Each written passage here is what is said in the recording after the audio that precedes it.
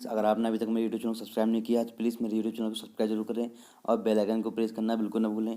मेरे चैनल पर सारे नोट्स अवेलेबल होंगे। तो आज हम बात करने वाले हैं transport transport across cell membrane diffusion active transport pumps uniports symports and antiports. तो इंट्रोडक्शन की हम यहाँ पे बात करें तो लिपिड लेयर की आंतरिक लेयर हाइड्रोफोबिक होती है। लिपिड लेयर की जो लेयर होती है वो हाइड्रोफोबिक होती है हाइड्रोफोबिक होती है, इसलिए जल में घुले मॉलिक्यूल्स के लिए अपारगम होती है। इसके कारण पोलर मॉलिक्यूल्स तथा उत्सर्जी पदार्थ का सेल मेम्ब्रेन जो होता है सेल मेम्ब्रेन से बाहर सेल मेम्ब्रेन से बाहर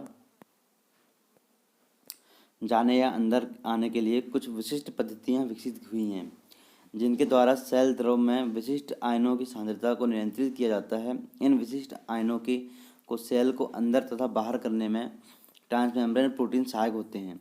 ट्रांसमेम्ब्रेन प्रोटीन किसी विशिष्ट आयनों के एक ग्रुप के परिवहन में सहायक होती हैं सहायक होती हैं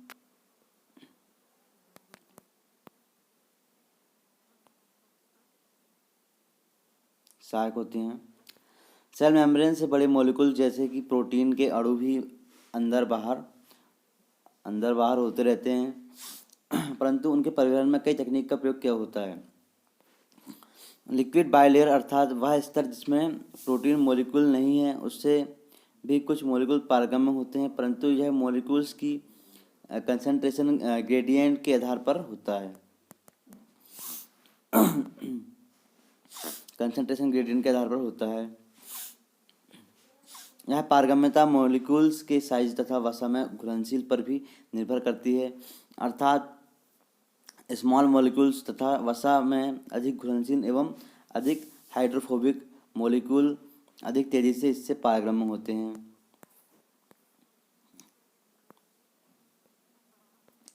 छोटे non polar molecule lipid bilayer में अधिक घुलनशील होते हैं। फॉर एग्जांपल के लिए CO2, इथेनॉल, बेंजीन, वाटर तेजी से पारगम्य होते हैं, जबकि ग्लिसरॉल 92 डेल्टॉन्स धीरे धीरे तथा ग्लूकोज तथा अमीनो एसिड अपारगम्य होते हैं। हम परिवहन क्रिया की हम बात करें यहाँ पे तो समान रूप से परिवहन की क्रिया को दो भागों में बांटा जा सकता है। समान रूप से परिवहन के लिए दो भागों में बांटा सकता है। पहला पैसिव ट्रांसपोर्ट और दूसरा एक्टिव ट्रांसपोर्ट। हम पैसिव ट्रांसपोर्ट की हम बात करें इसे निष्क्रिय ट्रांसपोर्ट भी कहते हैं। तो सेल मेम्ब्रेन से विभिन्न पोलर मॉलिक्यूल जैसे कि ion, amino acid, sugars, nucleotide etc के पारगम्य होते हैं, परंतु इनकी गति धीमी होती है। यह वर्क प्लाज्मा मेम्ब्रेन में पाई जाने वाली विशिष्ट परिवहन प्रोटीन के द्वारा होता है, जो कि इन पदार्थों के लिए पारगम्य होती हैं। यदि परिवहन किए जाने पर वाले मॉलिक्यूल्स पर किसी प्रकार का आवेश नहीं होता तो यह प्रोसेस कंसंट्रेशन ग्रेडियंट के द्वारा प्रभावित होती हैं तथा मॉलिक्यूल अधिक कंसंट्रेशन से कम कंसंट्रेशन की ओर प्रवाहित होता है। परंतु कुछ परिवहन जो प्रोटीन होते हैं वह जलीय चैनल्स के रूप में कार्य करती है तथा पैसिव ट्रांसपोर्ट में हेल्प करती है। इनको चैनल प्रोटीन और कैरियर प्रोटीन भी कहते हैं पाई जाती, जो कि पैसिव तथा एक्टिव दोनों प्रकार के परिवहन में भाग लेती है। जब यह प्रोटीन किसी मॉलिक्यूल की झिल्ली से होकर परिवहन करती है तो उसे सुगम कहते हैं, मतलब फैसिलिटेट डिफ्यूजन कहते हैं। परंतु जब यही प्रोटीन किसी मॉलिक्यूल परिवहन के लिए ATP का यूज करती है तो इसे एक्टिव ट्रांसपोर्ट कहते हैं।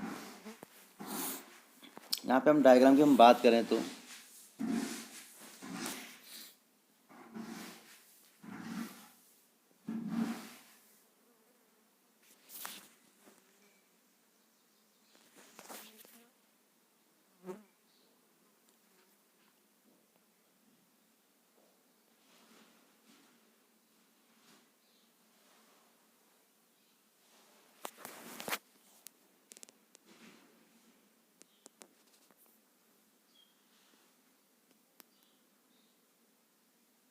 ये जो पैसिव एंड एक्टिव ट्रांसपोर्ट का ये डायग्राम है, आप इस डायग्राम को लिख लीजिएगा।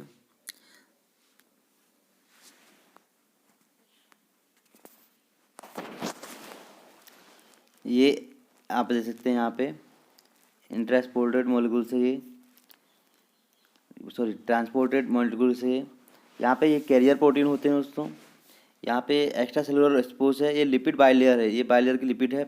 यहाँ पे सिंपल डिफ्यूजन हो रहा है, यहाँ पे चैनल मेडिएटेड डिफ्यूजन हो रहा है, यहाँ पे कैरियर मोडिएट होता है, यहाँ पे कैरियर पॉइंट्स द्वारा होते हैं। ये दोस्तों ये है मॉलिक्यूल्स।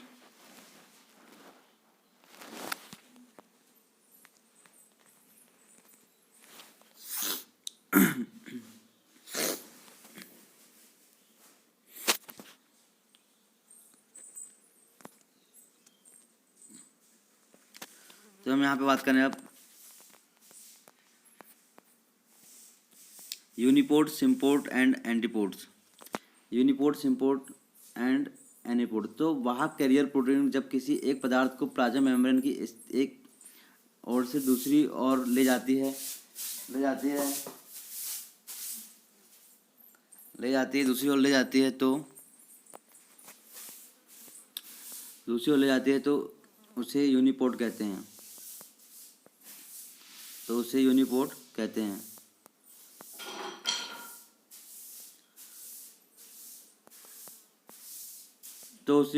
हैं।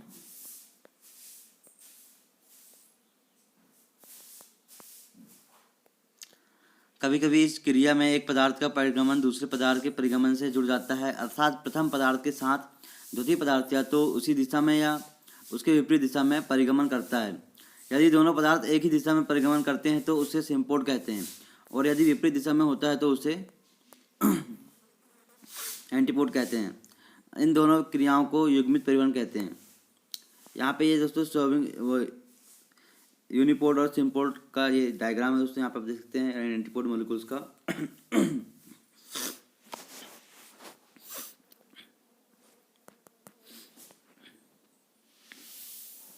ये दोस्तों अब ये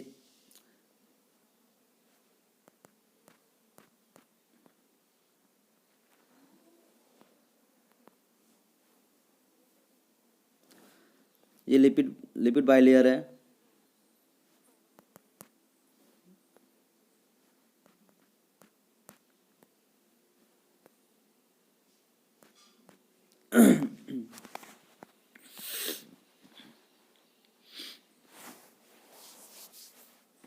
ये लिपिड बाइलेयर है दोस्तों। यहाँ पे यूनिपोर्ट्स के द्वारा मॉलिक्यूल्स आते हैं, जैसे इम्पोर्ट्स एंड एंटीपोर्ट्स एंड कपल, ये दोनों को यहाँ पे कपल ट्रांसपोर्ट भी बोलते हैं।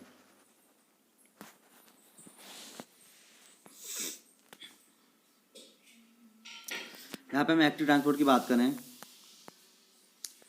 तो एक्टिव ट्रांसपोर्ट जो होता है वो रिजनबर्ग के अनुसार एक्टिव ट्रांसपोर्ट की डेफिनेशन इस टाइप है: जब निम्न लोअर इलेक्ट्रोकेमिकल पोटेंशियल से कोई पदार्थ उच्चतर हायर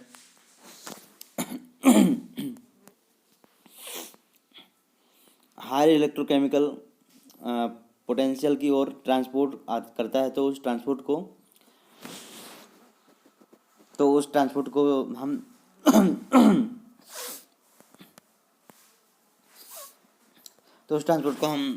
एक्टिव ट्रांसपोर्ट कहते हैं। एक्टिव ट्रांसपोर्ट की सतक्रिया में मेटाबॉलिक इलेक्ट्रोकेमिकल पोटेंशियल की और ट्रांसपोर्ट करता है तो उस ट्रांसपोर्ट को एक्टिव ट्रांसपोर्ट कहते हैं।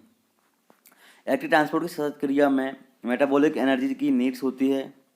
इस क्रिया को यूफिल मूवमेंट भी कहते हैं, अर्थात जिस प्रकार किसी मोटर के पहाड़ी पर चढ़ने के टाइम अधिक सतत एनर्जी की नीड्स होती है, उसी प्रकार सक्रिय ट्रांसपोर्ट में भी सतत एनर्जी की नीड्स होती है, बिकॉज यह परिगमन परिसीमित सांद्रण प्रवर्धन के विरुद्ध कंसंट्रेशन ग्रेडियंट होता है। सक्रिय ट्रांसपोर्ट के मुख्य उदाहरण निम्नलिखित हैं।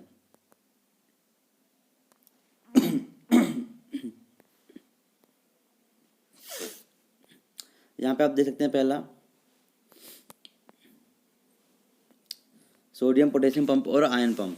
तो सभी एनिमल्स की प्लाज्मा मेम्ब्रेन में सोडियम पोटेशियम पंप पाया जाता है। इस क्रिया में सोडियम को सेल्स से बाहर तथा पोटेशियम को सेल्स के अंदर एंटीपोर्ट किया जाता है द्वारा भेजा जाता है।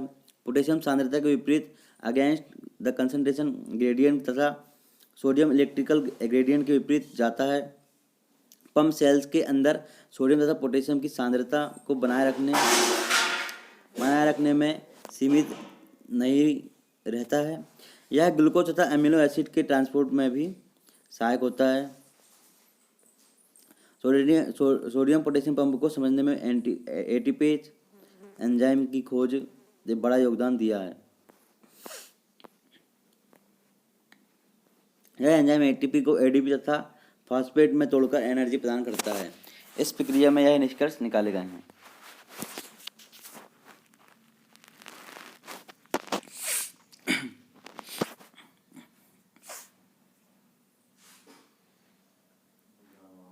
यहाँ पे डायग्राम है दोस्तों, यहाँ पे एटीपी जो है एडीपी में कन्वर्ट होता है।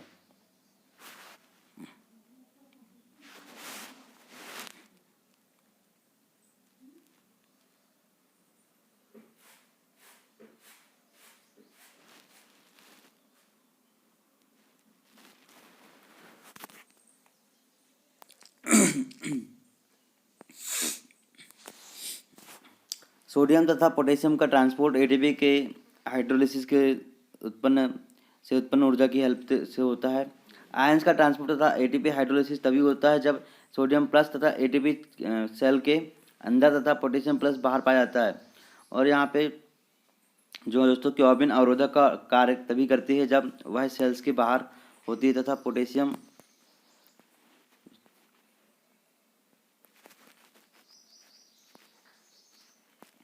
आयन से कंप्लीट करती है। यहाँ पे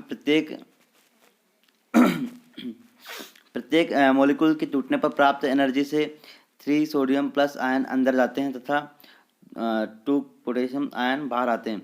एक एटीपेज मॉलिक्यूल लगभग 100 एटीपी मॉलिक्यूल के प्रति सेकंड की गति से अपघटित करता है। निष्कर्ष के हम यहाँ पे बात करें तो